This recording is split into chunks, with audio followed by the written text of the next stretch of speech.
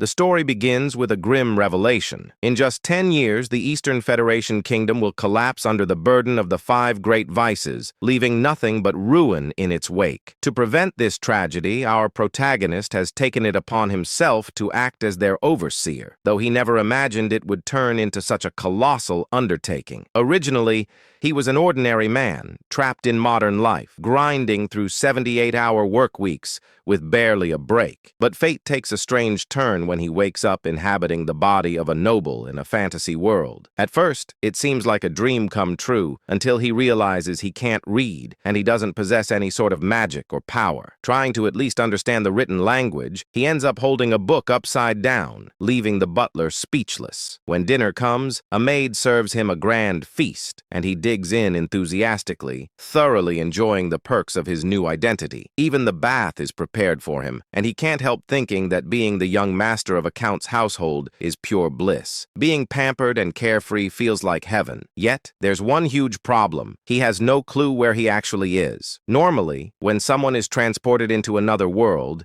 it's from a novel or game they're familiar with. So when one of the maids casually mentions that his older brothers, Leo and Tonio, will be returning tomorrow, he's baffled. The maid, in turn, is surprised that he seems to have forgotten his own family. As he mulls over their names, something clicks. They sound painfully familiar. Then it hits him like lightning. He's in the world of Psychedelia, a turn-based RPG he used to play during his rare moments of free time. But there's a catch. In every possible storyline of Psychedelia, once the 5 great vices, wrath, greed, sloth, pride, and obsession, emerge, the kingdom's nobility and cities fall into madness and destruction, and the Palacio family, where he now finds himself, is infamous in one of the game's early side quests. The eldest son, Leo Palacio, is dubbed the King of Lust, while the second son, Tonio, is known as the King of Vice. When he realizes this, he drops to his knees. He remembers this place vividly. It's the very first sub-quest of the game. Looking around, he sees that the mansion is exactly how it appeared in Psychedelia. The Palacio household is destined to be among the first noble families wiped out by the 5 great vices. And his current identity? The third son, Alan Palacio, a minor villain who meets a terrible end. His face remains blank as this truth sinks in. Even though he's just discovered that his death is certain, the only thing that crosses his mind is how much experience that quest used to give in the game. Lying in bed later that night, he's too scared to even close his eyes. He'd honestly prefer going back to his soul-crushing corporate job, because at least there, his life wasn't on a timer. The thought that his luxurious new life will end in exactly 10 years terrifies him more than 6 months of unpaid wages ever could. Still, he refuses to give up. Since he already knows the future events of this world, maybe he can use that knowledge to his advantage. If he can somehow change fate and prevent the rise of the 5 vices, he could save both the kingdom and his own peaceful life. It sounds doable. After all, those vices are still just children right now. The real problem is that he has no abilities whatsoever. How could someone powerless change destiny? 2 months later, he manages to pull off his first major move, though not by his own hand. His knight, Evan, successfully rescues a group of orphans from a human experimentation facility. Evan reports that he's left the care of the rescued children in the hands of a girl named Utia. The young master nods in approval, glad he chose Evan for the task,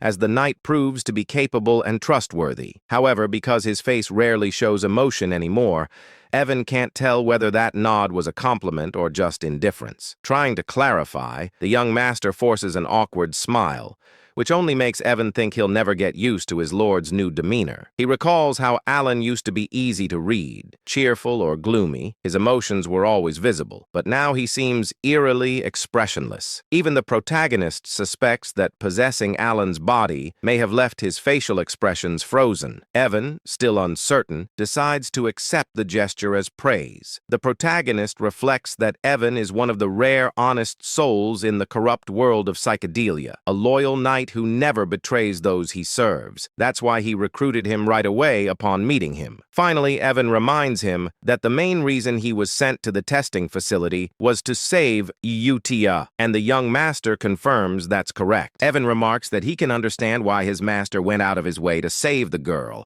Even with all his years of experience as a mercenary, he can tell Utia is no ordinary child. Her strength alone makes it hard for him to fathom why she ever allowed herself to be locked up in the first place. He then questions why the young master didn't bring her back to the manor, since keeping someone like her in an orphanage seems wasteful. Our protagonist agrees out loud, but has other thoughts in mind. He knows it might look like he's ignoring her potential, but leaving her there is actually part of his larger plan. Utia isn't human. In the original timeline of the game, she forms a pact with a being from another realm and eventually becomes the physical incarnation of wrath, one of the 5 great vices responsible for countless deaths. Thanks to his interference, that dark fate has been diverted. He wants her to grow up peacefully, far away from corruption. To him, that means he's successfully neutralized one of the 4 remaining disasters. Of course, he can't tell Evan any of this, so he decides to act cryptic and simply says, "The time isn't right yet." Evan, ever curious,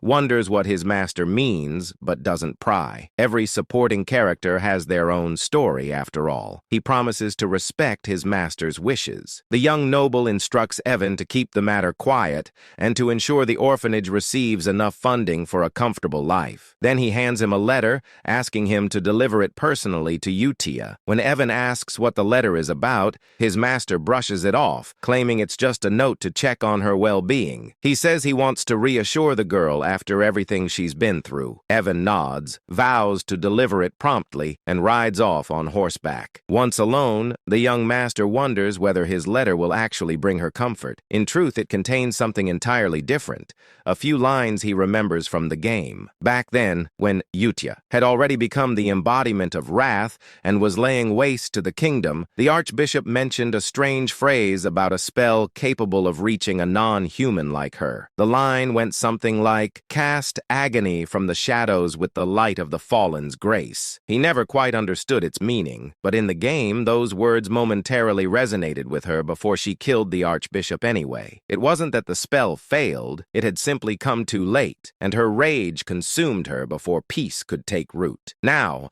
our protagonist believes that by sending those same words early, he might truly change her destiny this time. With wrath handled, at least for now, he's ready to move on to the next of the great vices. Still, he can't help but think how absurd it sounds to try befriending a potential monster with a single poetic quote. Yet, considering that these sins all seem to worship some mysterious higher entity, maybe there's something to it. To him, they all seem like fanatics. Meanwhile, we shift to Utia Sao, who's reading the letter herself, and she's not happy. Evan, watching her, can feel the immense surge of mana radiating from her small frame. It's beyond belief. He admits that she might be the strangest person he's ever met. Her face is emotionless, her voice calm, yet her power screams otherwise. She asks Evan to confirm whether the young master truly wrote the letter. When he nods, she explodes with fury, her mana flaring like a storm. The sheer force is enough to terrify even a seasoned warrior like Evan. Manifesting mana in tangible form, like she's doing, is something only master-level individuals can achieve. Her anger is unrestrained, like that of a jealous lover denied attention. Evan recalls his master's words that it simply wasn't time yet, and blurts them out in desperation. Miraculously, that line works. Utia stills, interpreting the phrase in the letter as a hidden message meant only for her, a secret promise she believes only her master could have made. Evan stands there speechless, completely lost as to what's happening. Utia, still wrapped in her eerie devotion, declares that she understands him perfectly. Her demeanor is chillingly similar to a certain vampire-like guardian from another story. She is, after all, the daughter of monsters, the Scarlet Queen Utia, destined to embody wrath. Back at the manor, our main character feels confident that he's bought himself more time to enjoy his comfortable life. As he drifts off to sleep, he imagines the bright moon smiling down at him in silent encouragement. Before lying down, he places a primrose flower on his bed, thinking it's just a cute decoration. All he really wants is to live peacefully and luxuriously. Is that really too much to ask? Unbeknownst to him, in the Astria kingdom, primrose flowers are used in funeral rites, placed on the wounds or graves of the deceased. Symbolically, it's a terrible omen. The next morning, he's in the library, buried under falling books that seem to be punishing him for his illiteracy. He's currently researching the third vice, or as he likes to call them, the landmines. The process is frustrating beyond belief. Evan soon returns, reporting that they've successfully rescued another child,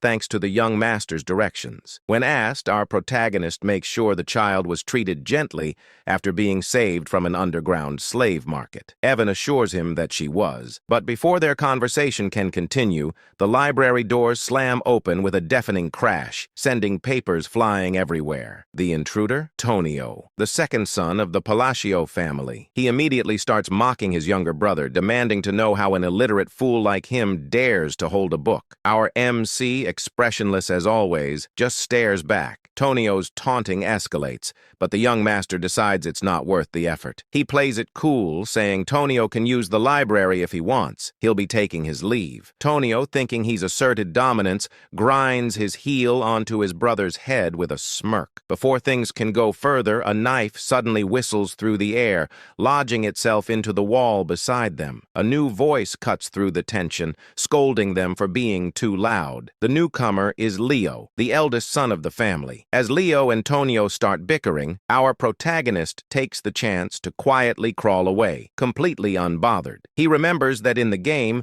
the Palacio family was wiped out early on, but seeing them in person, he realizes how powerful and dangerous they truly are. The two brothers are constantly at each other's throats, fighting over who will become head of the household. Leo controls the city's underground pleasure network, earning the title of King of Desire, while Tonio runs the region's largest drug ring, known as the King of Vice. Watching them fight, the young master decides there's absolutely no point getting tangled in their mess if he wants to preserve his comfortable lifestyle. And so, with his usual deadpan look, he literally crawls away from the chaos while Evan calmly follows, as if this absurd escape were the most normal thing in the world. As Evan adjusts his young master's hair, our protagonist silently vows to live happily, even if it means staying a powerless, incompetent, illegitimate son. A bit later, Evan comments that the second child they rescued didn't seem like an ordinary kid either. Watching his master lazily recline in his chair,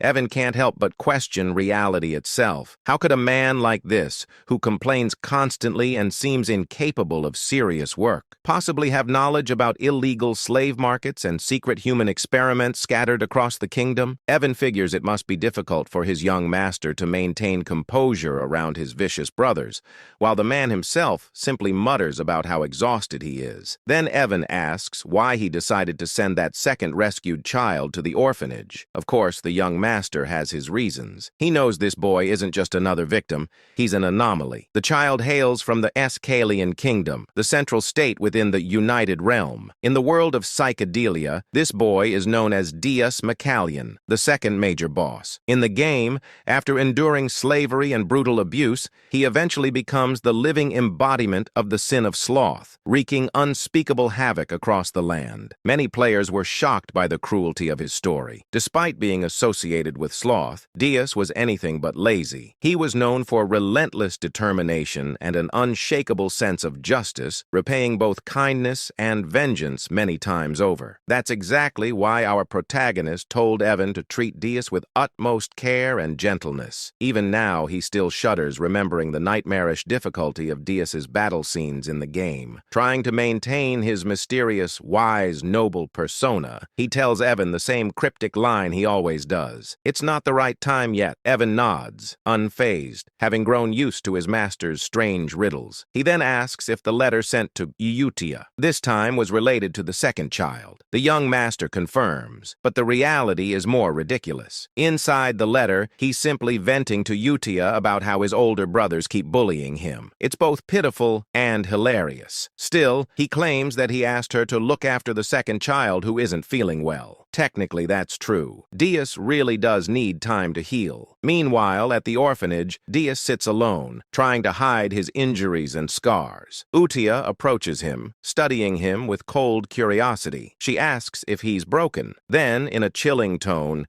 she mentions the Black Goat organization, and Deus flinches at the name. Slipping into her obsessive yandere-like demeanor, Utia tells him that even if he's damaged, he's still been chosen. She congratulates him for being acknowledged by the Blue Moon, which she defines as their master, the title she's bestowed upon our protagonist.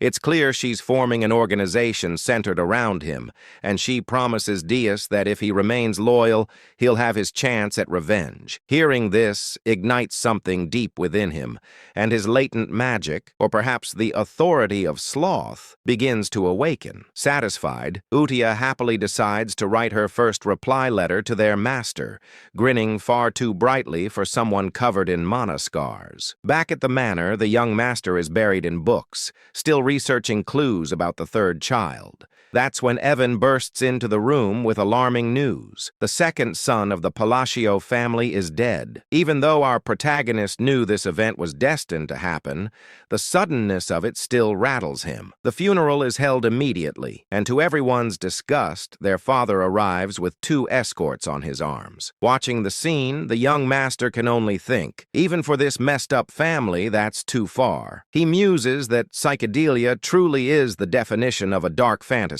As for Tonio's accidental death, something feels off. In the game, Leo had sobbed hysterically after killing his brother and claiming the title of heir. But here, Leo stands over the coffin smirking, not even pretending to grieve. At least try to act sad, our MC thinks to himself. Still, this isn't his problem. His focus remains on preventing the downfall tied to the 5 great sins. A year passes.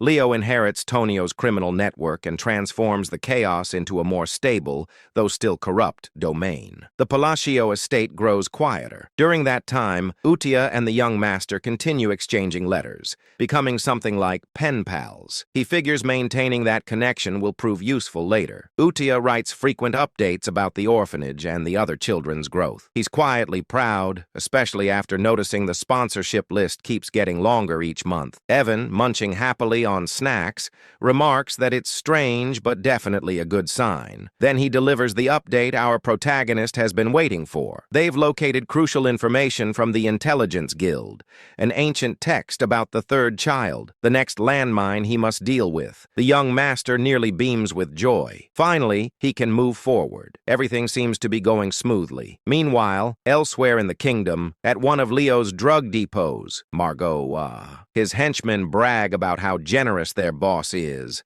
boasting that his operations now number in the hundreds. Their laughter dies quickly when chaos erupts. One by one, the men turn on themselves, screaming as if something invisible is forcing their bodies to move against their will. The perpetrators are none other than Utia and Deus. Deus manipulates deadly threads of magic, effortlessly erasing the entire group. He then turns to Utia, asking if slaughtering these people is truly necessary. She replies coldly, asking if he pities them. He answers that he doesn't. After all, these scum used human lives to produce drugs. Utia explains that this is purification, necessary to prepare for their master's rise. With a serene, almost divine smile, she says they can't let the place remain filthy when he returns. Dees nods in understanding, or at least he thinks he understands. Together they etch a glowing sigil into the ground. A surge of mana explodes outward, leaving behind a crescent-shaped mark.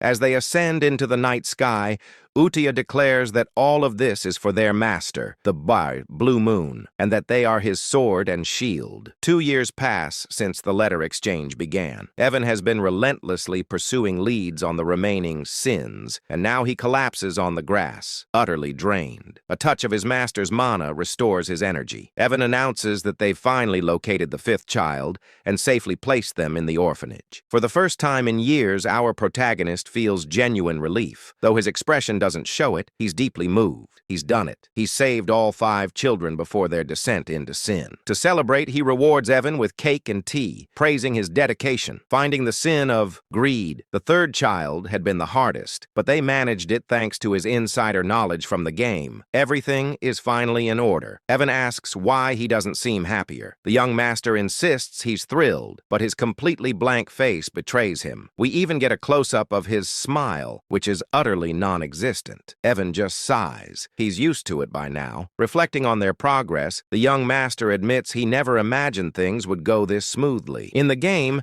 the 5 bosses became the great vices because of unbearable suffering. Saving them before that transformation seemed nearly impossible, but somehow he's managed it. When he asks about the orphanage's current state, Evan hands him a letter reporting that everything is running smoothly and the children seem happier every day. The young master remarks that if that's true, they might not even need a new caretaker. He's surprised Utia has handled things so well, though it makes sense, considering her deep attachment to the orphanage in the game's story. Reading Utia's letter, he finds that she's written warmly about each child's progress, especially Dias, reassuring him that everyone is doing fine. For the first time, a faint smile appears on his lips. He's genuinely glad they're growing up well. Evan asks when he plans to finally meet them in person. As always, the young master replies vaguely that the right time will come. In truth, he has no intention of meeting them anytime soon. He's terrified of the power they'll eventually wield. For now, distance feels safest. Still, he's aware that if he wants to survive in this grim world, he needs to get stronger. The answer lies in magic, and luckily, this body has the potential for it. While training, Evan mentions a new group rising across the continent called the Blue Moon. The young master feigns ignorance,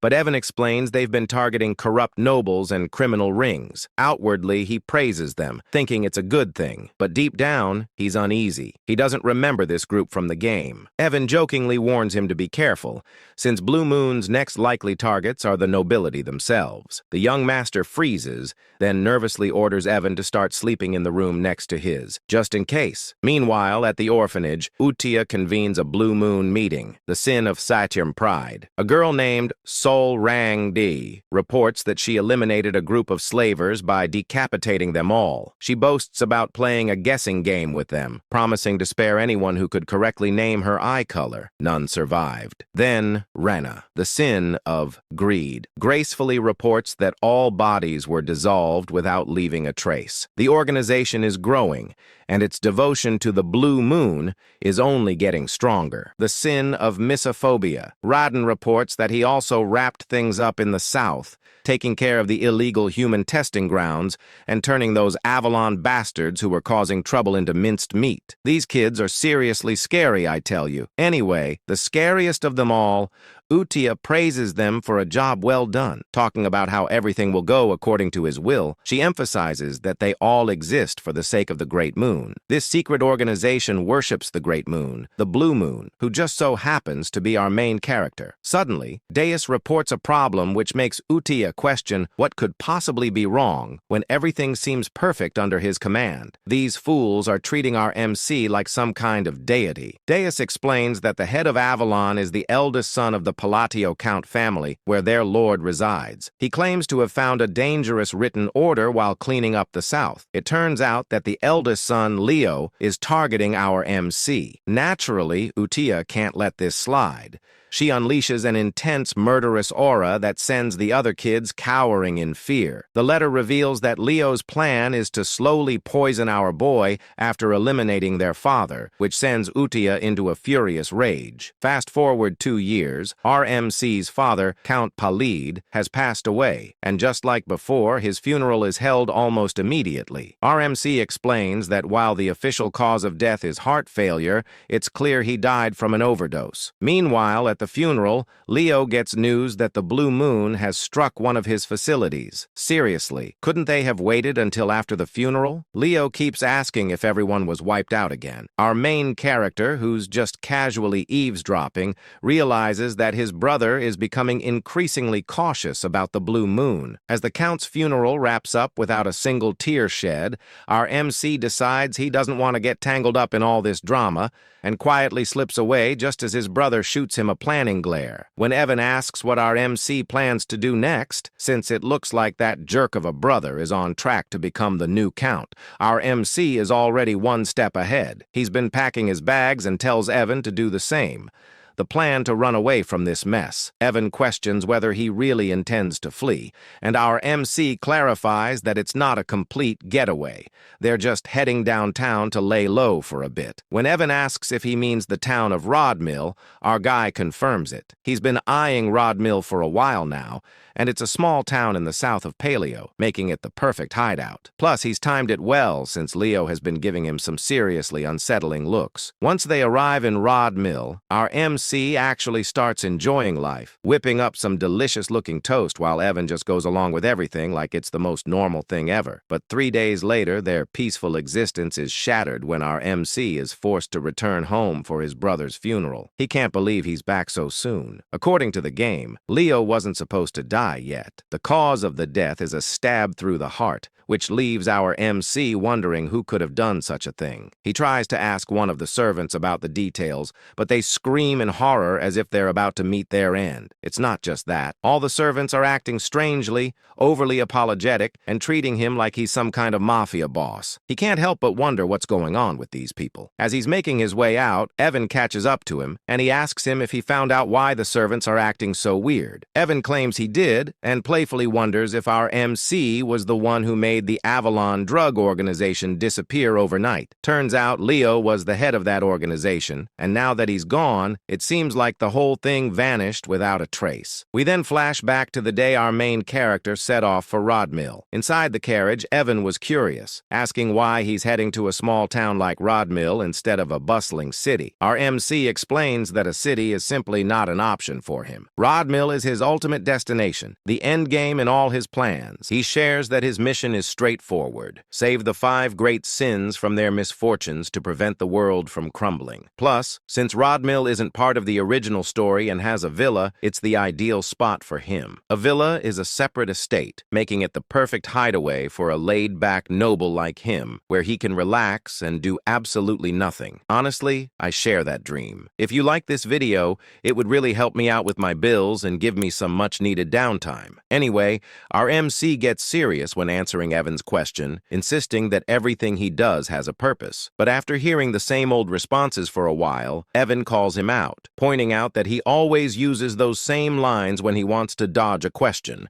He tells our MC that he can't fool him anymore. Our MC is taken aback by how Evan has seen through his little lies. As their banter continues, Leo, who's been watching our MC drive away, contemplates whether he should kill him or not. According to Leo, it doesn't really matter if our MC lives or dies. He had already planned to poison him, but now that our MC has decided to leave for the border, Leo feels he has no reason to go through with it. Yet for some inexplicable reason, he still feels the urge to eliminate him. He instructs one of his henchmen, Alman, to follow the carriage. Alman, however, asks if that means he's supposed to kill the MC. This question leaves Leo baffled. Alman has never questioned him before, no matter what orders he received. He usually just follows them without a word. So for him to speak up like this feels a bit odd. Leo reminds Alman that his job is to obey him, but before he can finish, Alman lunges at him, stabbing him right through the heart. Leo, in shock, shouts out why Alman would betray him like this, but Alman simply replies that he enjoys playing war. We soon discover that Alman is actually part of the Blue Moon organization,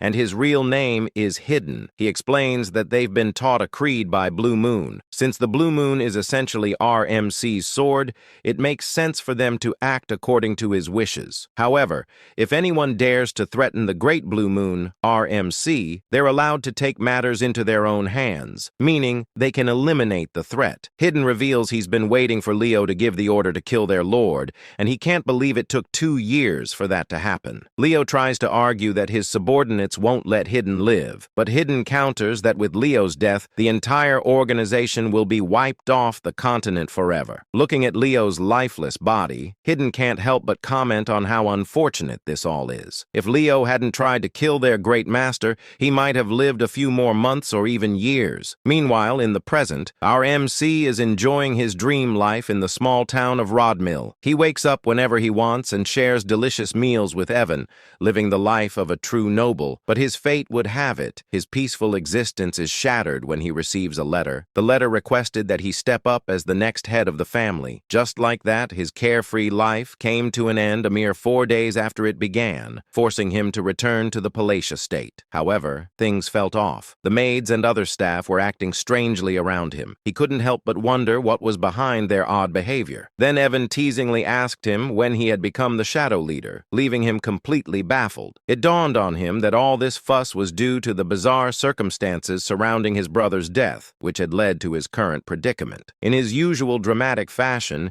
he started sobbing, pleading with Evan to help him understand why he was seen as the villain in this story. Evan pointed out that since he stood to gain the most from the situation, it was only natural for people to suspect he had a hand in his brother's murder. Right after he left the estate, Leo was killed, and our main character had the perfect alibi to step into the role of the next count. Realizing how his plan to avoid this mess had backfired, he felt a wave of frustration. But Evan tried to lift his spirits, explaining that with the drug organization, Avalon out of the picture, and his brother gone, he wouldn't have to worry about anything anymore. Evan jokingly added that in short, our main character was now the new shadow leader of the county, who had supposedly orchestrated the assassination of a swordmaster. Despite Leo's scummy reputation, he was still regarded as a swordmaster. Our main character began to ponder where to even begin, as he couldn't think of any organization capable of taking out a key figure in the underworld so swiftly. He asked Evan about the group he had heard hunted other organizations, to which Evan wondered if he meant the Blue Moon. Our main character speculated whether the Blue Moon could be behind his brother's death and the downfall of Avalon. However, Evan quickly clears things up, saying that according to the Information Guild, the Blue Moon isn't to blame. Instead of leaving behind bodies,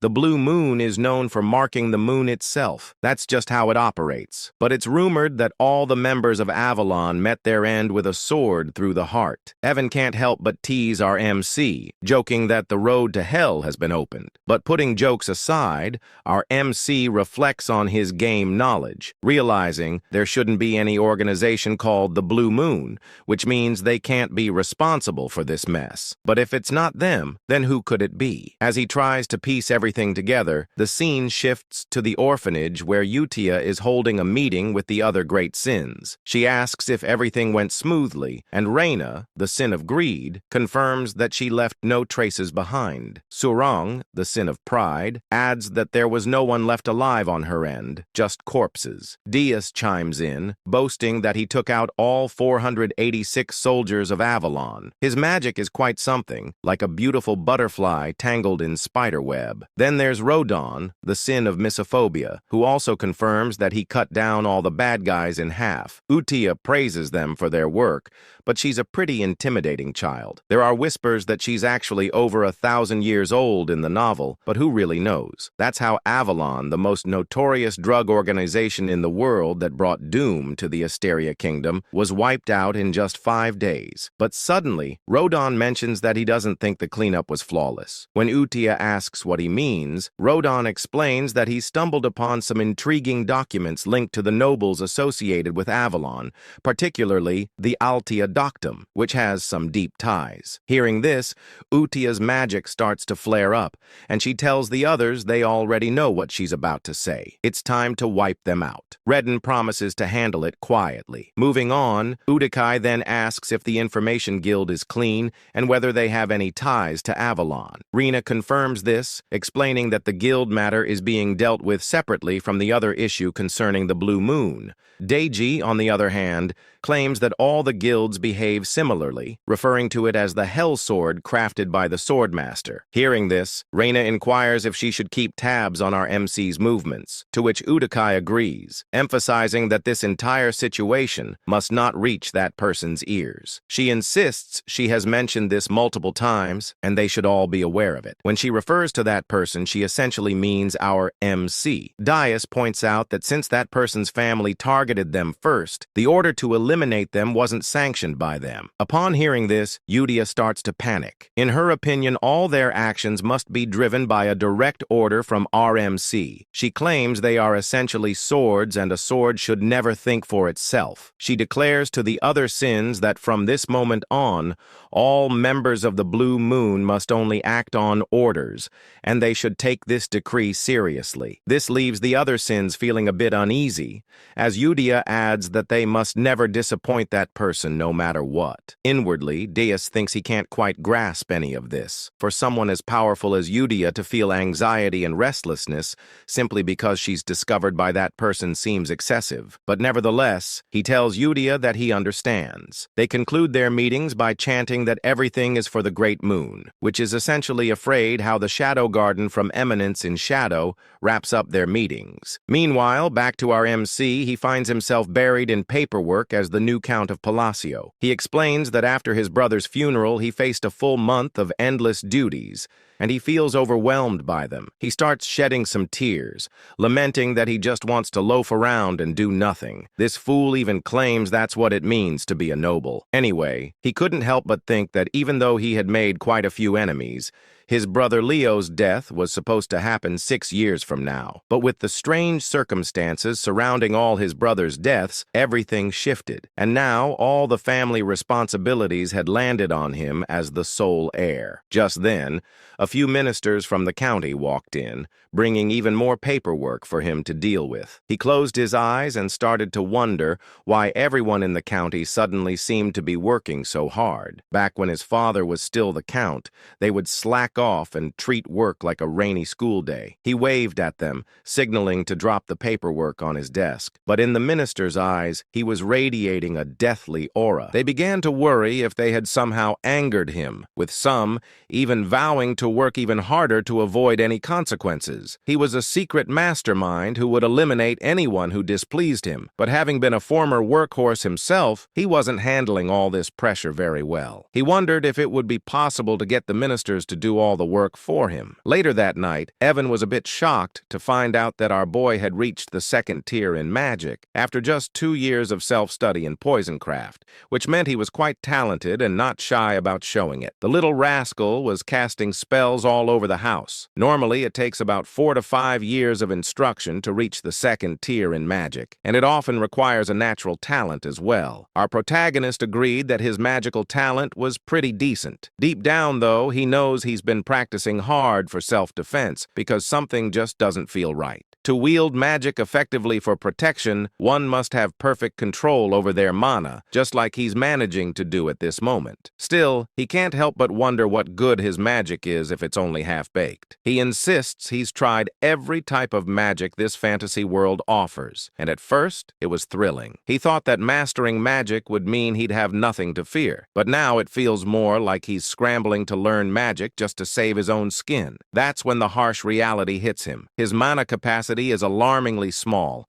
Without enough mana, there's no magic, and that spells trouble, possibly even death. As he wallows in his predicament, we discover that innate mana capacity is akin to an athlete's natural weight class. While some are born with extraordinary talent, our main character is stuck with a minuscule mana pool, and no amount of training will change that. Yet he clings to a glimmer of hope. If all else fails, there's a way to fix it. Just then, Evan interrupts his thoughts, announcing that his invitation to the ball has finally arrived, leaving our present puzzled about what he's talking about. The scene shifts a few days later to the grand ball, where our main character makes his entrance in some truly majestic attire. The fit is impressive, but being the introverted guy he is, he claims to be already worn out, even though he just got there. This party, let's call it what it is your typical aristocratic gathering in the southern part of the Asteria Kingdom. It's basically a meet and greet for nobles, and since our MC is about to be sworn in as a count soon, he really has to show up. He gets into serious mode, thinking this is his golden opportunity to network with the nobility, which is crucial for his ultimate goal of living a peaceful life. But soon enough, he realizes that making those connections is going to be a lot tougher than he thought, as everyone seems to be fleeing from him in sheer terror. He even tries waving at them, but they literally just run away. Evan, his friend, tries to lift his spirits, telling him not to be down, But our guy insists he's not upset at all, even if his expression says otherwise. He tells Evan he expected this reaction and vows to try harder as he heads out on his own. However, our protagonist seems a bit clueless about what's really happening. He thinks the other nobles are looking down on him for being a low-class noble without any backing, and he's not entirely wrong. The current Palacio household is indeed filled with troublemakers, like his two older brothers. Picking up a wine glass, he assistants himself that he didn't come to the ball without a plan and is determined to unlock the social skills he's been secretly honing. He starts talking aloud about the wine's unique aroma in an attempt to spark a conversation, but due to a mysterious condition that makes it hard for him to show emotions on his face, he ends up looking quite villainous, especially when he tries to smile. He tells a lady he'd love to have some bottles at home, all the while thinking his smile is perfect. But in her eyes, he resembles a demon king, and she bolts, saying she'll tell her father to prepare them right away. To the other nobles, it looks like our protagonist just extorted and blackmailed the poor lady into giving him a limited edition regional wine. What a mess. Evan tries to comfort him while our protagonist insists that the lady must have just been shy. Later, we find him sulking in a corner while Evan is happily munching on food, teasing him about how his list of gifts has grown. It turns out the wine incident wasn't a one-off. Every time he tries to talk to someone, they think he's trying to blackmail them, handing him things like a panacea, citrus tea, and more. He can't shake the thought that Pazio has become way more notorious than he ever imagined. With rumors swirling about him having killed his two brothers, he's basically turned into a figure of fear and dread. Feeling down, he tells Evan he needs some fresh air. As he steps outside, a certain red-haired beauty catches his eye. While he's out there, he can't help but wonder where it all went wrong. Suddenly, a soft voice calls out to him from behind, asking if he has a moment. He turns around, puzzled about where the voice came from since he doesn't see anyone. Looking down, he finally spots a cute young girl who introduces herself as Loria, the third daughter of Duke Altia. Hearing the name Altia, our MC recognizes it from the game, and he explains that the Altia family was one of the three major shadow players in the psychedelia game known as the Northern Troublemakers. This realization stung a bit, as he had hoped someone normal had actually spoken to him. He also wondered why he couldn't recall this girl at all had she not appeared in the game. Loria, however, was straightforward, asking him to lend her his strength for protection, as she will be facing an assassination attempt soon. Loria explains that she's in serious trouble and needs our protagonist's help, but when he looks at her, it's clear he's unsure. You see, Loria has been living under the protection of her father's mistress, but now that her father's health has taken a turn for the worse, she fears her older sisters might try to eliminate her. Our main character can't help but think this situation mirrors his own past with his brothers. As he gazes at her,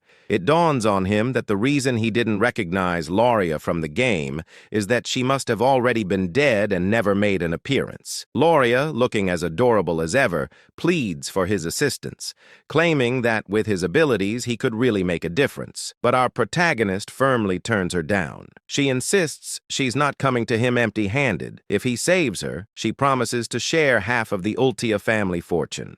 Still, he walks away feeling a twinge of sympathy for her. Deep down, he knows he can barely manage his own magic, so it's best not to give her any false hope. Despite wanting to help, he's not the all-powerful figure everyone thinks he is. As he heads into the party room, he can't shake the image of Loria's sad face, which makes him feel guilty. He wishes her luck before stepping inside. Meanwhile, Dees and Ren, who have been observing from a distance, start to wonder what their next move should be since one of the Ultia family members has approached their master. Deus ponders whether he should report this to the Red Moon, a code name for Utia, but Ren reassures him that everything's okay, because according to their intel, Loria is the only member of Altia not tangled up with Avalon. This means she's pretty much safe since Ronan, the one with the sin of meophobia, has gone off to deal with the rest of her family. They've decided that the rest of the Altia household household is going to be wiped out, all under the orders of the Red Moon. Ren adds that their main mission right now is to ensure their master doesn't catch wind of anything related to the Avalon situation. Meanwhile, our clueless main character is left wondering why everyone seems to be avoiding him. Does he have some sort of invisible barrier keeping people at bay? Just then, the red-haired woman from earlier approaches him, and it genuinely brings a smile to his face. Well, more of an inward smile since he can't believe someone actually acknowledged him. He thinks maybe this time he'll actually manage to socialize, but as he turns around,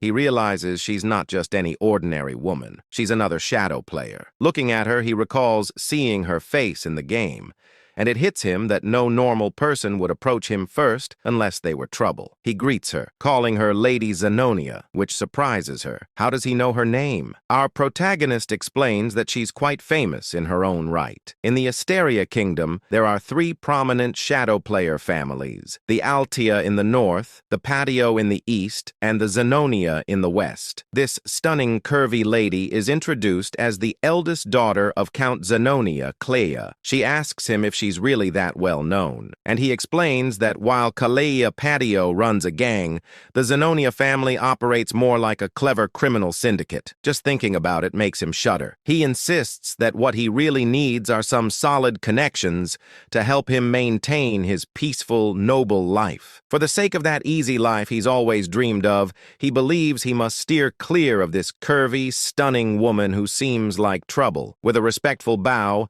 he compliments her beauty, almost as if he's trying to say goodbye, but she stops him, saying she wants to have a word with him about something. He replies that he'd love to, but there are too many eyes on them right now. Deep down, he wishes she would just leave him alone. With a smile, she tells him he's just as the rumors say, and adds that she looks forward to seeing him again, leaving him completely dumbfounded. As she walks away, he wonders what that could mean, sensing it's some kind of code, but he shakes it off. Meanwhile, Renee and Diaz, who have been watching from a distance, are pleased that their mission to keep our protagonist in the dark is going smoothly. However, Diaz points out a problem. Looking out the window where our protagonist is standing, they spot someone who has been tailing him for a while, and they quickly rush out to deal with the threat. The next day, our protagonist and Evan find themselves in a forest, with Evan asking if he's really sure this is the canyon he's been searching for. Evan notes that it's midday, the sun is shining, but the canyon is oddly dark. Our boy, however, isn't paying much attention. He's ecstatic that he's finally found his true objective. As they venture inside,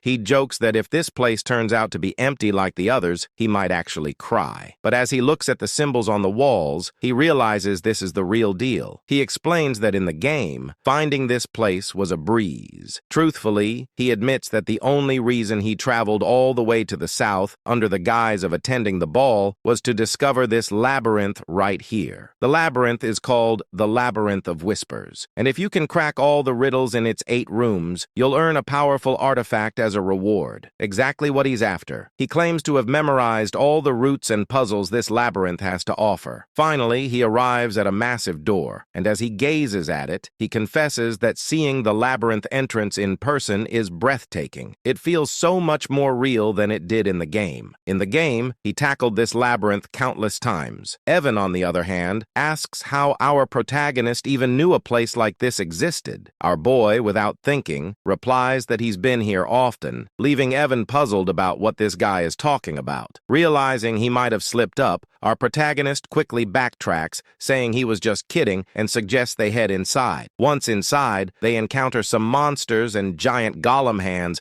that could easily crush them like twigs. Evan wonders if these creatures are tied to the riddle, and if our boy gets the answer wrong, those giant hands will show no mercy. But our boy, unfazed, starts solving the riddle, leaving Evan to wonder how he can remain so calm in such a dire situation. Evan reflects that they've been together for 4 years now, yet he still doesn't understand him at all. Things like saving orphans, repaying random debts, helping free slaves, and even delivering seemingly pointless messages. Yeah, in Evan's eyes, our boy is a total weirdo. Still, watching him solve the riddles with ease makes Evan question how this is even possible. This guy has barely left the estate, yet he seems to know everything about this labyrinth. Regardless, Evan admits that the reason he keeps following this mysterious master of his is simple. Everything he does somehow leads to a good outcome. They finally make it inside, but our main character can't shake off the gruesome visuals of the game. He's feeling queasy, but as they step into a lavish room brimming with treasures and gold,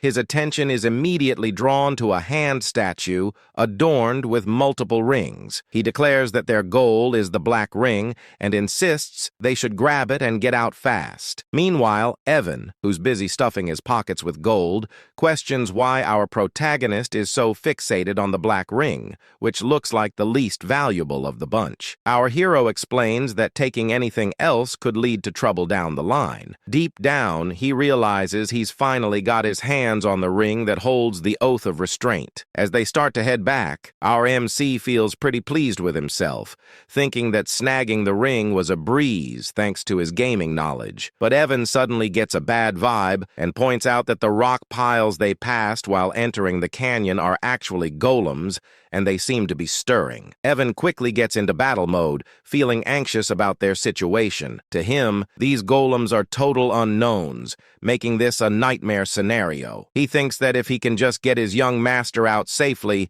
he wouldn't mind sacrificing himself. But our protagonist steps up, telling Evan to stand down because he'll take care of the golems. As the golems prepare to attack, Evan urges him to find an escape route first. With the golems closing in, Evan shouts a warning, saying his second-tier magic won't be enough to handle them. But our MC stands tall, confidently, invoking the Oath of Restraint, which activates the black ring. Suddenly, time seems to slow, and he finds himself in a different dimension. A voice introduces itself as a fragment inheriting the great will of Nasilla, instructing our protagonist to state the two restrictions he wishes to impose on himself. Our main character finds himself in a pretty intense situation. In the game, this part showed up as a choice window, but now hearing this mysterious voice and seeing a gigantic face looming in the dark cosmic expanse is a bit overwhelming. The Oath of Restraint is an absorption-type artifact, and as the name suggests, it lets the user impose limitations on themselves in exchange for power. However, the sheer force of the voice makes our MC tremble a bit. The voice urges him to declare his first restraint, and with a hand sign, he states that he will always perform the hand signs of Babylonia when casting magic. The voice then asks what he hopes to gain from this restriction, and our boy responds that he desires the ability to bend the laws of the world just a little more. The voice grants him this power. For his second restraint, our boy explains that he will strictly chant the words of Babylonia when using magic. When the voice inquires about his desire behind this restriction, he boldly claims he wants even greater power to defy the laws of the world, which momentarily surprises the mysterious entity. Our protagonist starts to worry that he might have messed something up, especially since the entity paused. He even mimicked the exact skill icon from the game just to be safe. By choosing both the hand signs and the word restrictions, he believes he can achieve the highest possible magic attack power. Thanks to all his repeated gameplay, he has memorized every combination used in the game. So, this should work. Finally, the entity speaks again, confirming that his restraint has been granted. It expresses gratitude to the human who has remembered all the gestures and mysteries of the forgotten god. Our protagonist is puzzled by what the entity means, but he quickly notices that the ring is being absorbed, indicating that all the restrictions were successfully applied. The entity concludes by telling our MC that it will always be watching over him as the one who will inherit its will, whatever that means. Just then, time seems to start flowing again, and it's right as the golems launch their attack on our MC. Evan tries to reach him, but our hero, unfazed, begins to cast his magic. He can't help but chuckle at his own spell, thinking how in the game it looked so impressive and powerful. But now, thanks to his meager mana, it's just so small. He gathers it in his hand, reflecting that no matter how hard he pushes himself, this will always be his limit. But hey, it's time to test out his new restraints. I have to say, his magic looks majestic. Maybe it's the pose. Anyway, he starts chanting, with the first word being refraction, which makes his magic begin began to take shape. Then comes repulsion, causing it to swell in size, transforming into a stunning blue light of electric magic. The magic ball is massive. Using hand signs, he adds another chant for direction, and finally, he unleashes it. The way he does it is so grand, reminiscent of how Gojo releases his hollow purple. The sheer power of our boy's magic leaves Evan in shock, as the lightning obliterates all the golems, turning them to dust. In the aftermath, Evan can hardly believe his eyes, wondering what on earth just happened. He asks our protagonist if he's been hiding his power all this time, but our boy shakes his head. Evan explains that in all his 15 years as a mercenary, he's never seen anything like that. He questions if our MC is really sure that was second-tier magic, to which our boy confirms, though deep down, he's just as confused about what transpired. He admits that this wasn't at all like it was in the game. In the game's turn-based battle system of psychedelia, magic could be enhanced each turn through hand signs or incantations. This time, he boosted the chain lightning magic with all 4 incantations and hand signs for a total of 5 turns. In other words, he simply used magic settings for a large-scale lightning spell. However,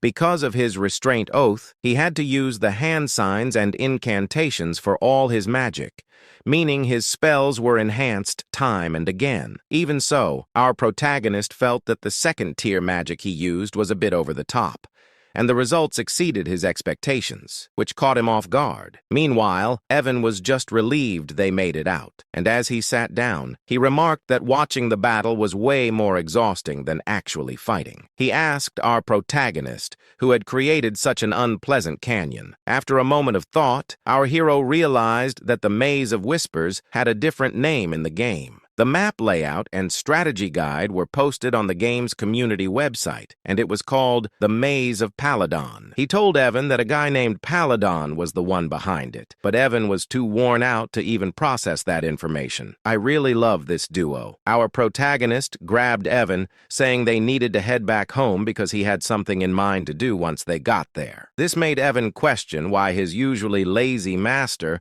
was suddenly so motivated today. Our main character explained that every time he picked a hand sign that matched the spell's attribute he was casting, the power increased. If he chose the right incantation, the magic properties would get enhanced, which is how the game mechanics were designed to work. The only difference was that, unlike in the game where the visuals remained the same and only the numbers went up, in this world, the spell actually changed shape with each incantation. But he suddenly wonders if this only applies to him, especially since he's particularly skilled at controlling mana. He decides he'll need to test it out once his mana has recovered. But for now, he's just relieved that everything turned out okay. As they prepare to leave on their horses, we see Ren, who has been quietly following our main character, watching the whole scene unfold. She quickly makes her way to the canyon, and upon arriving, she spots the runes on the wall and realizes she can actually read them. She explains that these are the glyphs of the Aleph Empire, which essentially tell the story of the era of the forgotten outer gods. Renee's eyes catch another glyph hidden in a corner, which she translates as "for my friend, who shall be left alone from the coward Palin." As she examines the glyphs more closely, a smile spreads across her face. She shares that the one who halted the invasion of the dark creatures, standing victorious against the Alcal-Kalaka that devoured the hearts of the citizens, was none other than the brilliant emperor known as Palin the Great. The reason she knows all this is that she inherited all this knowledge at birth thanks to the ancient library she received. She briefly recalls our main character mentioning that Palin was the one who built the canyon. But as usual, she misinterprets the situation. She thinks that she knew our MC was special since someone like the bloody Queen Udia follows him, which is a pretty big deal. Having someone like Udia as a subordinate is something you'd only read about in history books. However, she continues to believe that our MC is actually a friend of Palin, completely misreading the glyphs he saw. Moreover, she claims that the phrase "our boy used while casting magic" doesn't exist anywhere in the ancient library, which only strengthens her belief that our MC is truly remarkable. Blushing, she admits that Udia was right all along, feeling a bit embarrassed about having followed followed orders without question all this time. And just like that, our boy ends up with another yonder in his harem. Kind of a strange thing to say since they're basically just kids, but I digress. Anyway, Rina spots Deus arriving and immediately asks if he got any info from the fool who was tailing their great master. Deus responds that the idiot is dead and he didn't even do it. It's more like the guy's head just twisted in midair. Rina insists they need to report this back to Udia for processing, and disagrees. So they head out. Meanwhile, in Zenonia County, Lady Kalia is sipping her tea, pondering how our main character is, just as the rumors say. She notes his chilling, emotionless expression and those abyss-like eyes. It bothers her that he called her famous. Count Zenonia is indeed strong and well-known, but for our boy to label her as famous despite not being involved in social activities is quite intriguing. What's really going on here is that Kalia is the true mastermind, using black magic to control her father, the Count, making her the real head of the family. The fact that our boy called her famous makes her think he might know something about her secret, which terrifies her since no one is aware that she's turned her father into a puppet. She recalls how our boy mentioned there are too many eyes on them, which she misinterprets as him having discovered the person she had following him. Now, that's a classic case of misunderstanding, like something out of an Eminence and Shadow scenario. Suddenly, Klaya gets a call from one of her servants who says there's a problem. Well, she asks what's going on, and the servant insists that it's better for her to see it for herself. When she heads to her room, she discovers that the person she had following our boy is dead. The servant explains that since the seal on the body didn't activate, it means he didn't spill any secrets. But Klaya quickly points out that the person who killed her man must have intentionally brought him to her room. Frustrated, she starts questioning how our boy figured out she was the one who sent this guy to tail him. And just like that, our boy gets misunderstood once again. At the grand halls of the Alta Ducal estate, the scene unfolds as Loria walks through the quiet corridors, her face heavy with disappointment and fatigue. Her mind drifts with thoughts of regret and realization. As expected, she knew he was not someone to underestimate. The distinguished one of the underworld, a man who possessed cold eyes, much like her father's. He was the kind of person she must never make an enemy of. Once he had been her last lifeline, but she knew he would never accept a deal that could bring him significant losses. All her assets and power had been stripped away by her sly siblings. The eldest daughter, Mararian, the second son, Ki, the eldest son, Tamion, and the second daughter, Pai. With nothing left, she had survived only through her father's love and mercy. But now, even that seemed uncertain. As she walked deeper into the estate, lost in despair, she whispered to herself that she no longer knew what to do. The moment she entered the estate, the maids rushed toward her in panic, their voices trembling. They cried out, calling for Lady Loria, their faces pale with fear. They told her that Lady Pine and Key had taken their own lives. Shock spread across Loria's face, her body frozen in disbelief. Her thoughts raced. Those people would rather stab their own family, and yet they took their own lives. It didn't make any sense. Fear gripped her heart as she asked about Tamalian and Marianne. Soon after, she was shown a horrifying sight. Both Talon and Mararian lying lifeless, their swords buried into each other's chests. Gloria's body trembled as terror consumed her.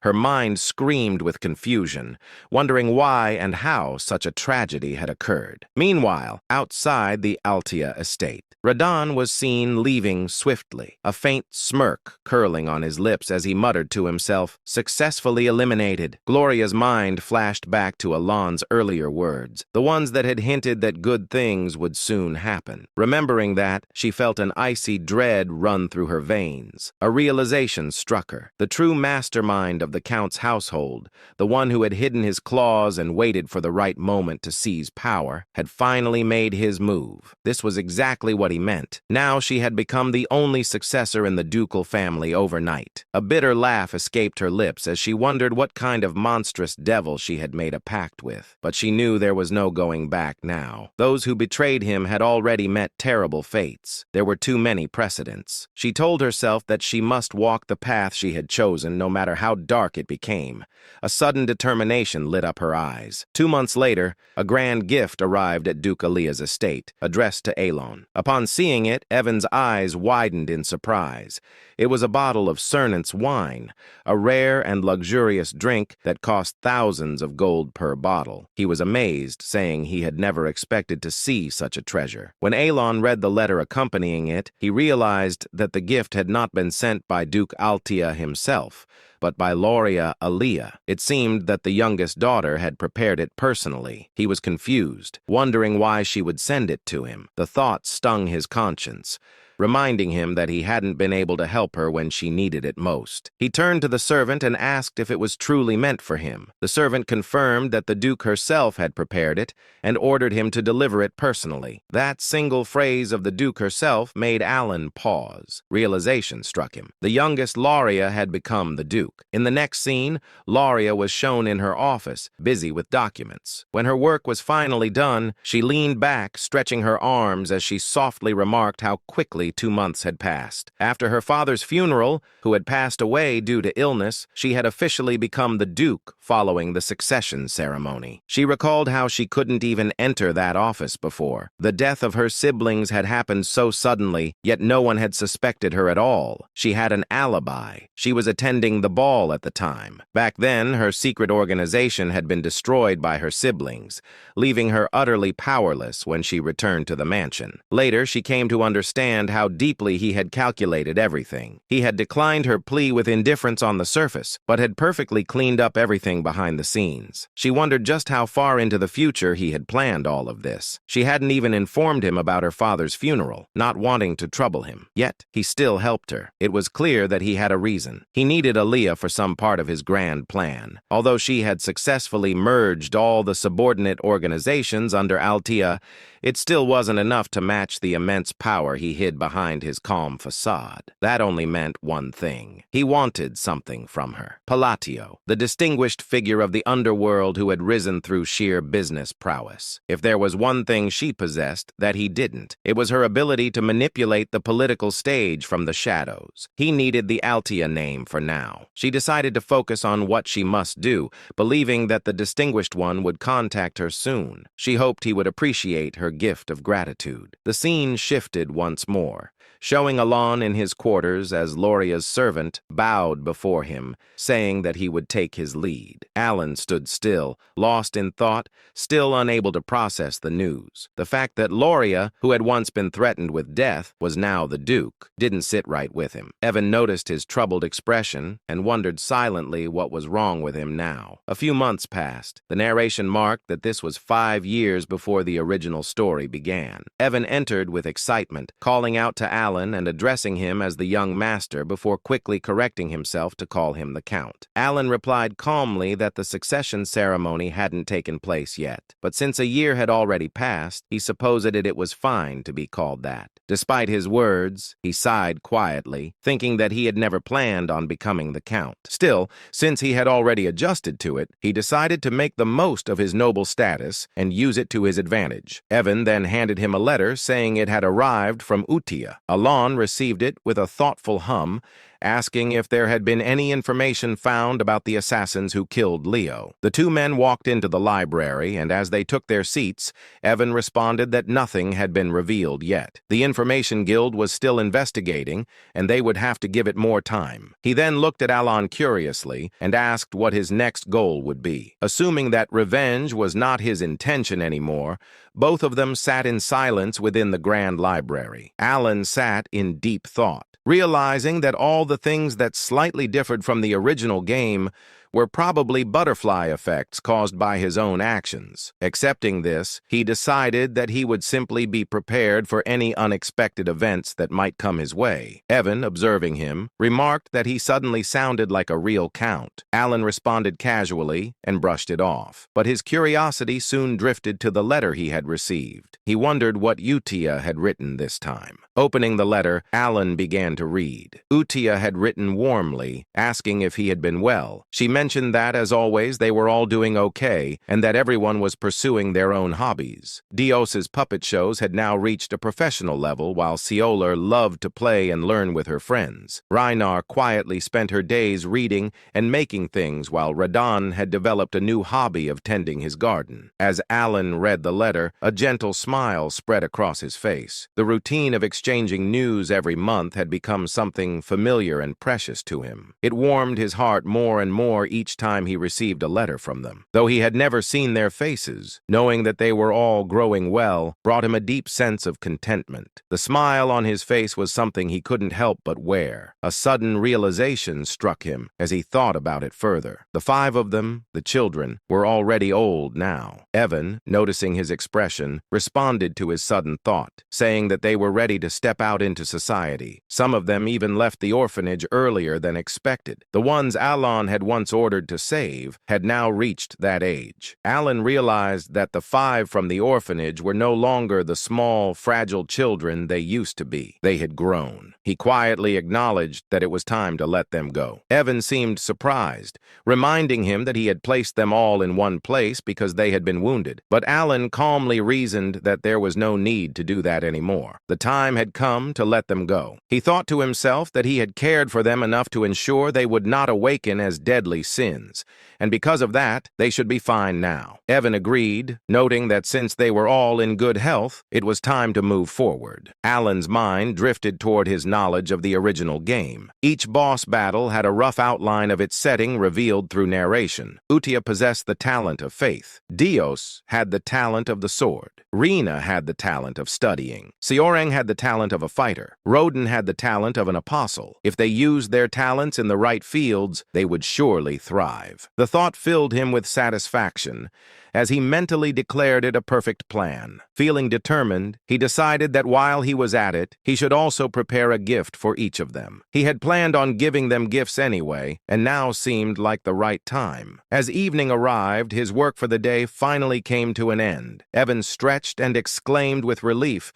saying that he would step out for a while before returning soon. Alan waved him off, bidding him goodbye. Alone in the quiet office, Alan smiled to himself, wondering if he might one day receive something back from them once. They became successful and influential. His thoughts softened as he hoped his letters would guide the children to step confidently into the world. Meanwhile, in another scene, Utia received Alan's new letter. Gathering everyone around, she announced that the orders had arrived. This time, however, the message had been delivered to each of them individually. The group grew silent, reading their respective letters with focused expressions. Though Seorang couldn't contain her excitement, her eyes sparkled as she eagerly unfolded her letter, marking the beginning of another chapter in their intertwined fates. Meanwhile, Yisha finished reading the letter sent by Alan. She announced excitedly to everyone that new orders had arrived. This time, Alan had delivered them individually, which surprised all the members. But before anything else, Yusa suggested that they should read the previous letter as well. Since the new instructions seemed to require a high level of attention, Xiang spoke cutely, mentioning that only Yusa had been able to read the earlier letters. Yusa explained that since Alan had given each of them a personal order, it meant he had decided it was time for everyone to see the contents themselves. The letter written by Alan made Seorang and the other sins react like curious kitten. Seorang clumsily repeated the first line of the message Alan had written. "How have you been lately? It seems you have many talented friends. If you need anything, let me know." Renee commented that it sounded like ordinary small talk, but Yusa smiled. She understood that Alan had intentionally kept the opening simple. After the greeting letter, this was the first true order he had issued. He had defined the elimination targets, assigned missions, and instructed them to report the results afterward. It was during this time that he entrusted Blue Moon to her. As everyone could see, he had personally chosen each of them, and all the sins were excited to meet him. Deus nodded and said it made sense. This prevented information leaked. She remembered her first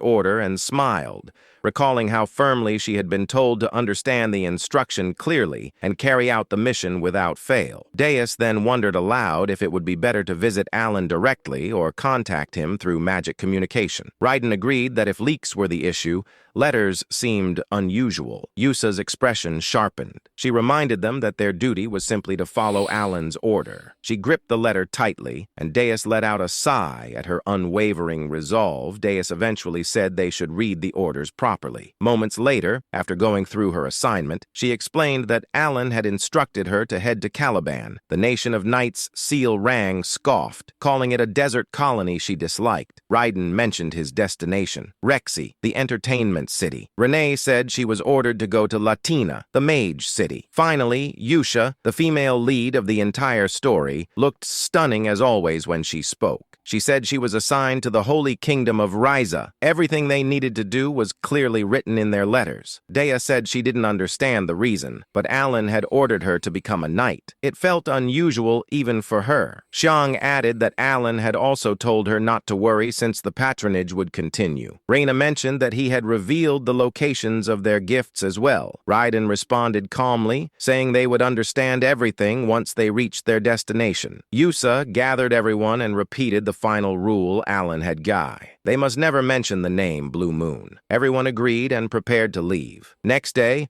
all the members assembled and departed to carry out Alan's orders. 3 months later, inside his office, Alan sighed. As expected, there was no noticeable change in the field of magic. He continued reading advanced magical texts to increase his capabilities and muttered that he would have to experiment on his own, ridiculous as it felt. Suddenly, he looked at his knight, Yuan, and asked what he was doing. Alan then remembered something and questioned him about the investigation into the killing of Leo. Yuan replied that the Information Guild still hadn't found anything. Alan seemed surprised for a moment and asked if there was anything else to report. Then he whispered under his breath that the butterfly effect caused by saving the 5 deadly sins had already gone out of control. Even Lyra, who was never supposed to appear in the storyline, had become the Duke of Ayla. The thought distressed him. She was expanding her power and influence at a terrifying pace within the underworld. Alan let out a tired chuckle and told Yuan they should stop investigating the Ascension altogether. It was dull work, and he already had far too many responsibilities piling up. Yuan looked at him with surprise and really master. Alan explained that the entire situation was clearly the result of his own ignorance. In a place like this, almost nothing escaped the network of the Information Guild. Even he felt uneasy about it. If he tried to uncover things he was not meant to touch,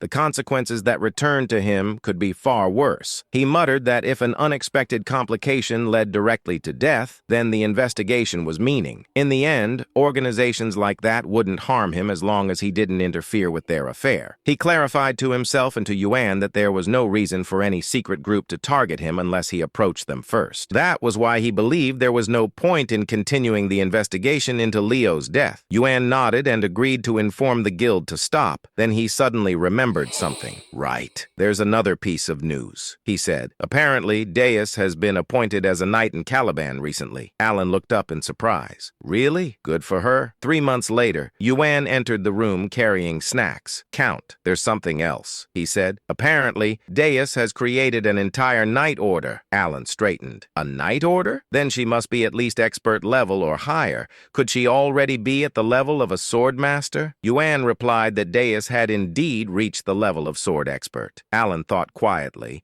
noting that it hadn't been long since she was first appointed. Students across the continent were now talking about it, claiming the world would see a 5th Master Knight within 10 years. Alan raised an eyebrow. Deus, the future Master Knight. You mean the one they call the Sword of Caliban? Yuan chuckled. Yes. She's incredibly talented. Caliban must be in an uproar because of her. She keeps gaining more recognition and followers with her swordsmanship. Alan silently admired her progress. 6 months later, Almost a full year had passed since the 5 deadly sins left the orphanage. Alan had slowly grown accustomed to the responsibilities of a count when Yuan rushed in again with news. Count, something very recent just came in. Alan asked what it was. Yuan replied, Deus officially become the Sword of Caliban. Alan froze in place. That meant one thing. She had become the 5th Master Knight. In the next moment, Alan said calmly that only a sword master could become a Master Knight. He explained that the sword master of Physidalia was a superhuman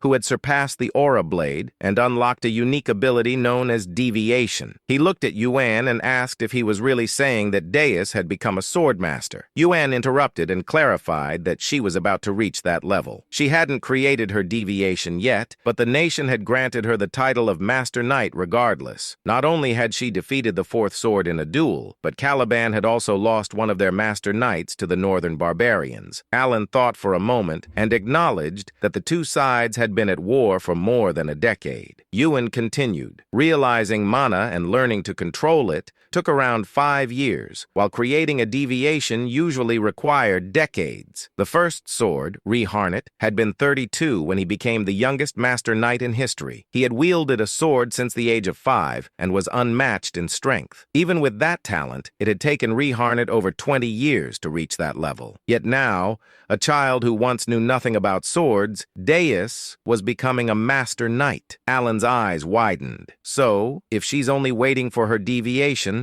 does that mean she has already surpassed Reharnet? She might reach Swordmaster status soon. A small smile appeared on his face. Maybe I can benefit from her sooner than I thought. Yuan quietly took note of his reaction. Alan looked at the letter with surprise and murmured that perhaps he couldn't do anything more. But Yuan immediately insisted that he should not blame himself. Alan held the letter again and explained that he only ever received letters from Yusha. Even after she left for the Holy Kingdom, she continued to send them regularly. Every letter contained news about the 5 deadly sins she grew up with. It seemed they stayed in close contact. He sighed, saying that even though none of them had ever seen his face, they could have at least thanked him for the gifts. He paused, then slapped his cheeks lightly and corrected himself. He was already grateful that they hadn't destroyed the entire kingdom.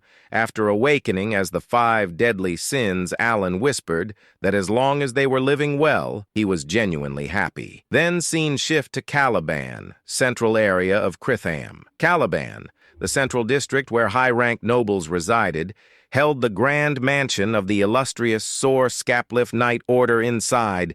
Countless knights practiced their swordsmanship. At the top of the hill stood Deus, now in full knight uniform. He looked immense, calm, and strikingly handsome. His title echoed across Caliban. Deus Mark Lane, captain of the Sor Scapliff Knight Order, youngest Master Knight in history. A girl suddenly waved at him with joy. Brother Deus smiled back. He looked far older and more composed than in his childhood. He smirked softly, thinking that even after a full year had passed, the memories still made him feel embarrassed. He remembered the day he lost everything to the black corruption, how his sister fell into darkness. Deus had been consumed with uncontrollable rage trying to protect her. His hatred dragged him down repeatedly to the point where he was nearly imprisoned. He had completely fallen into the dark. The fact that the great moon saved his life wasn't reason enough. He had sworn his allegiance out of desperation, believing it was the only path left. He thought of Yosha's voice and reminded himself of the promise he had made to take revenge with his own hands. Working under Blue Moon placed him in countless dangerous missions. He never complained, never hesitated. Each assignment became a stepping stone toward facing the black forces. After several years, he finally received his first personal order. When he opened the last letter, he had been confused. The order was different from anything Blue Moon had given before. It led him to a small inn in southern Caliban, where he was told to retrieve a gift. At first, it didn't excite him. Gifts meant nothing to someone who had lost everything. But when he arrived at the location, Deus instantly understood what his master Alan had been trying to give him: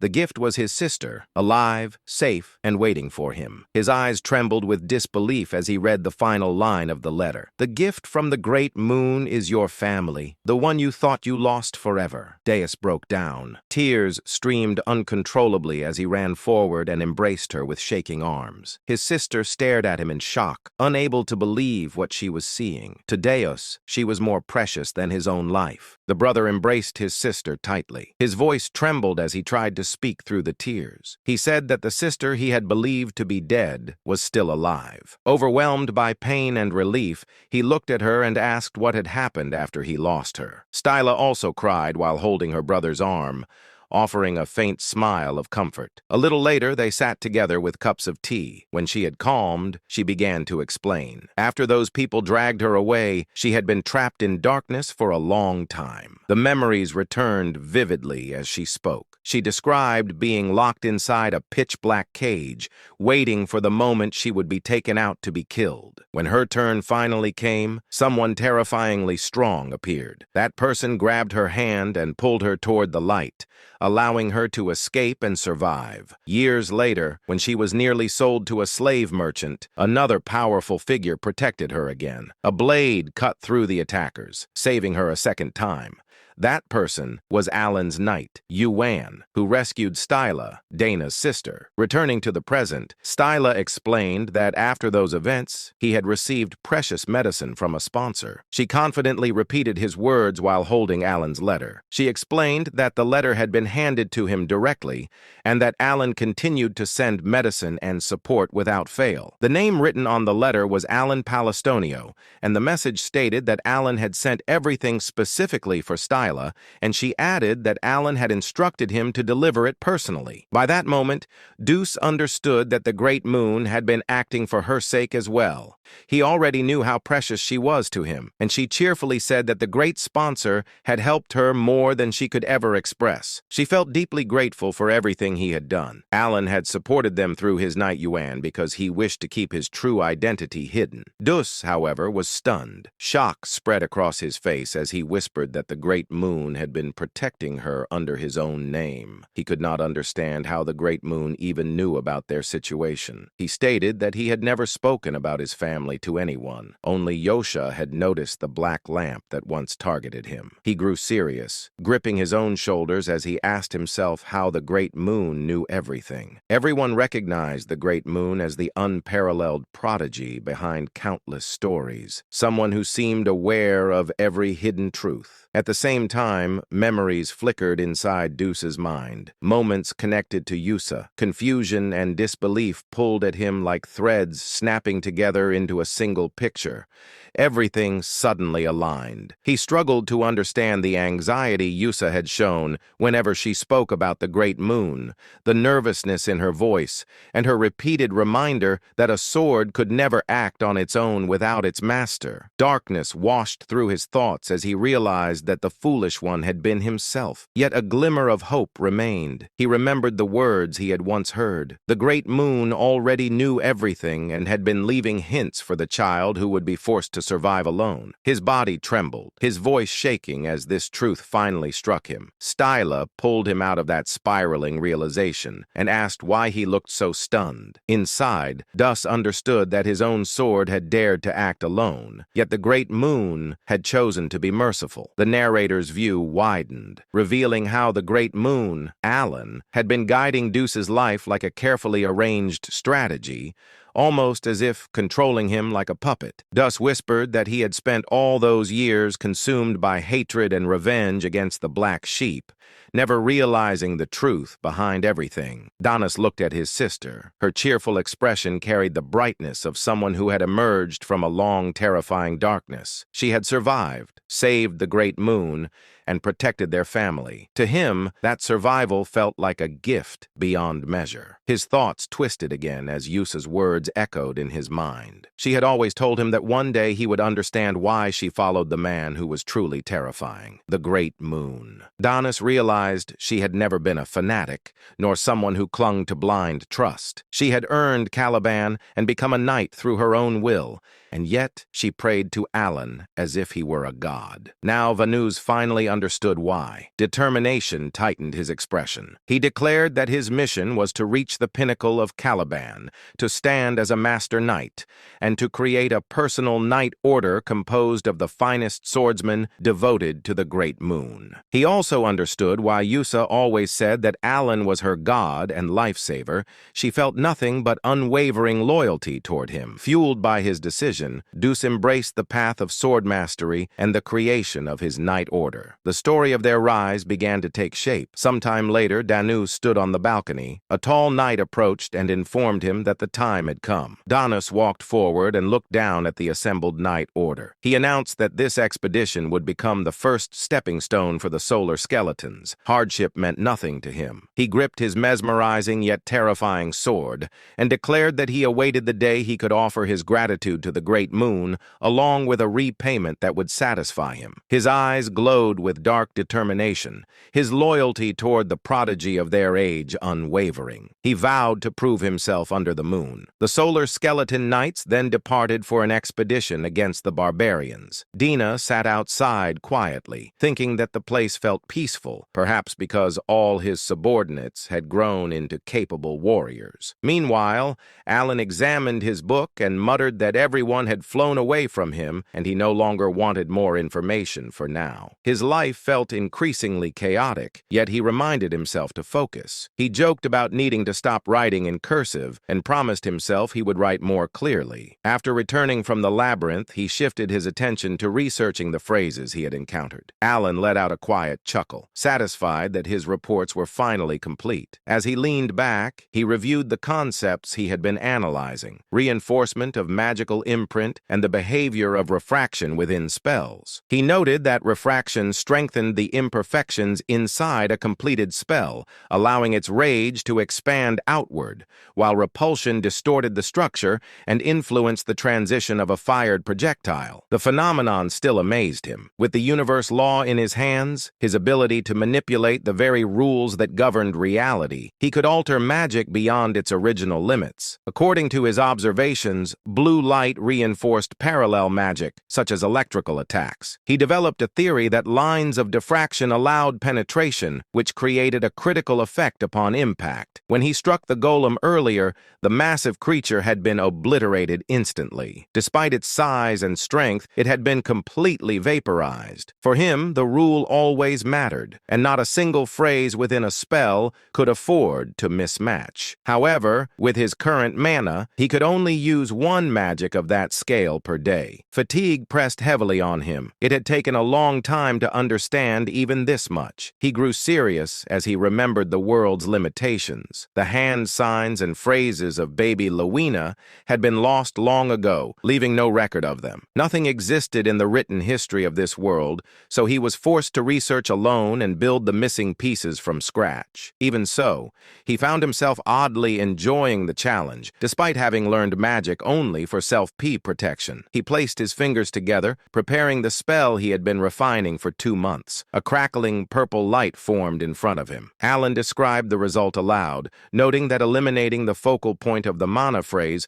would force the imbalance required to create lightning. A small sphere of purple lightning appeared.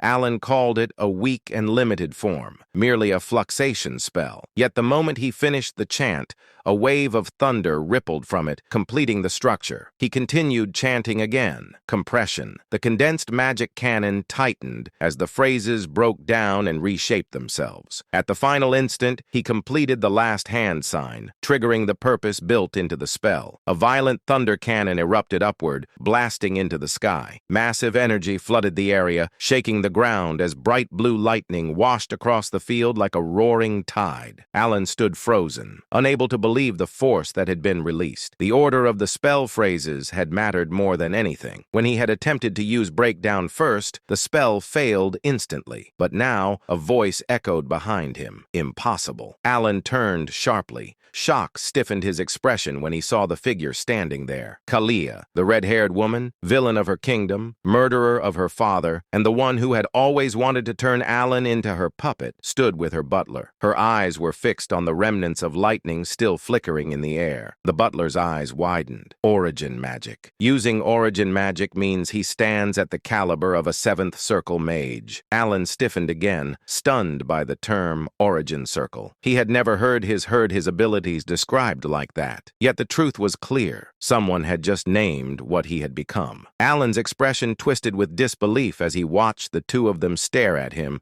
with those ridiculous, exaggerated faces. He wondered how they could look so foolish at such a moment. Their reactions reminded him of his days at the academy, and his thoughts drifted back to a memory of his professor. During his time in Clyburn, the nation of knights, he had once received advice from that professor. The man had explained that one could establish an order only after gaining recognition from the king, and Alan had originally intended to become a mage, simply to defend himself. He wanted strength only for protection, both for himself and for those he cared about. Yet his professor had never taken him seriously. Instead, the man had treated him like a pet, constantly praising him and patting his head with the flat of his sword. He would call Alan talented, claiming him as his own student, begging him not to leave the country because he considered him precious. The narrator had even shown how fondly the professor looked at him. Alan, however, had always been annoyed by those assumptions. His magic ability had not come from the professor. None of it had been inspired or created by that man. Every spell, every theory, every refinement, he had achieved them through his own research. The story then shifted toward the coming tension. The next chapter would reveal another twist, as Alan prepared more dangerous spells and tested more destructive magic. Meanwhile, Kalia, the red-haired woman who had killed her father and aimed to claim the kingdom, had reappeared with her butler. Alan had never helped her, yet she continued devising schemes to devour him for her own ambition. She always planned in the shadows, but Alan had a superior mind. The moment he recognized her intention, he quietly prepared to use Kalia as a pawn in a far greater strategy of his own.